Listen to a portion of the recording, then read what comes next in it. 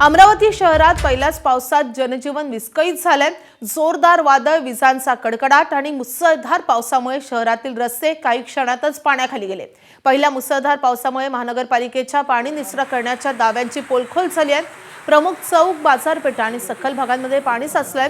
जिल्हा रुग्णालय आणि काही खासगी रुग्णालयातही पाणी शिरल्याने एकच धांदल उडाली आहे। अनेक ठिकाणी रस्त्यांचं तलावात रूपांतर झालं आणि ज्यामुळे वाहन चालकांची मोठी गैरसोय झाली। कार्यालय, शाळा आणि बाजारपेठांमधून परतणारे लोक अचानक आलेल्या या पावसामुळे पूर्णपणे गोंधळून गेले।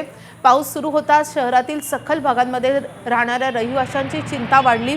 अनेक ठिकाणी घरांसमोर आणि दुकानांसमोर पाणी साचलं।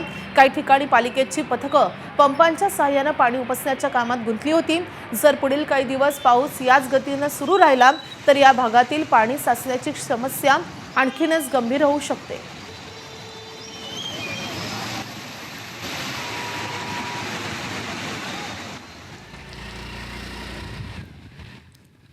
तर अमरावतीमधल्या मोर्शी तालुक्यातल्या वैष्णोरा गावालगतच्या परिसरात मुसळधार पाऊस बरसलाय।